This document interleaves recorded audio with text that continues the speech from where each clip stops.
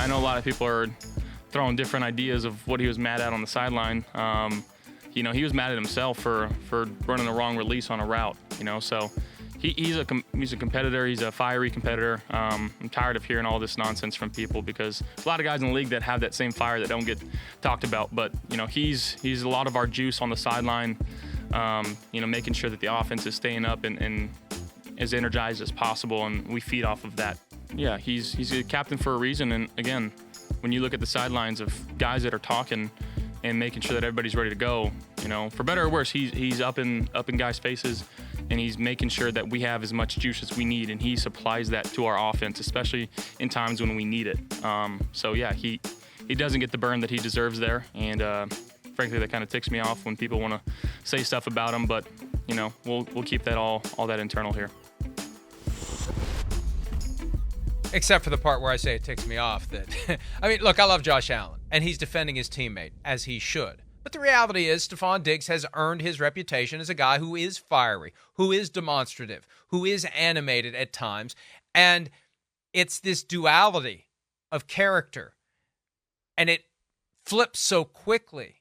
That's what makes it compelling. And when you play for a high-profile team, like if you're doing it with the Cardinals or some other team that really isn't on the national radar screen, it doesn't get noticed.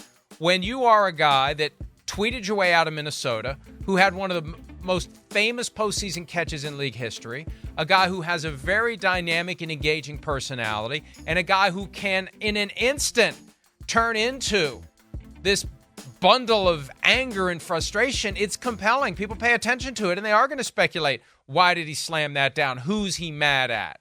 And I accept the explanation he's mad at himself, because you know what? If he was mad at somebody else, he would be in their face. He wouldn't just be slamming the tablet down. He'd be telling them what's what. That's what happens when that ultra-competitive Stefon Diggs alter ego takes over. Yeah, I don't disagree with you there. And like you kind of said it.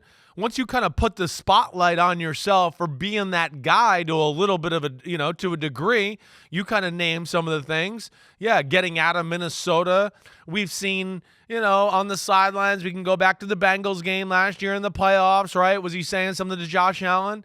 This is a guy, again, too, let's not forget, that left the building during minicamp, right? And had a little kerfuffle with the head coach. Was told to leave. Right, told to leave, whatever, but there was an issue there. So, yes, the spotlight's on him in these type of situations.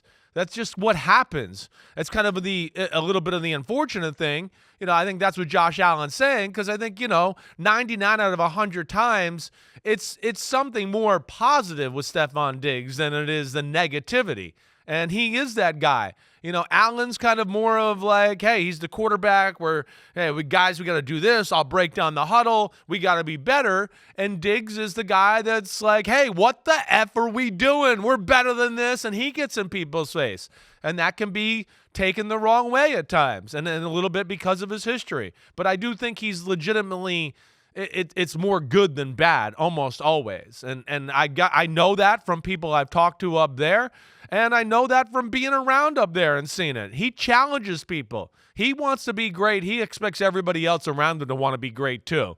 And you need a guy like that on the football team. You just hope it doesn't filter into, negativity. And that's where people get scared with guys like Stefon Diggs at times.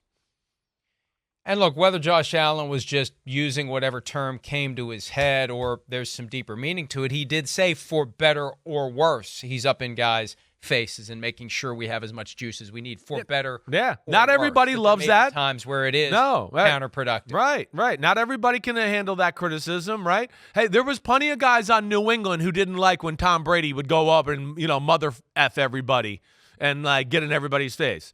Now, and that was, hey, what a great leader he is. But there was definitely some offensive linemen who were like, man, would he be quiet and stop talking to us and we'll worry about us and you worry about him? It's not for everybody on a football team. It's not. But there is a lot of positives. And I always liked having that kind of guy on a sideline that kind of was like going up and down like, hey, what the hell are we doing? This ain't us. Pick up your energy. Do that. And I think there's great value. Just you hope it doesn't, go too far, like I said, into the bad stuff.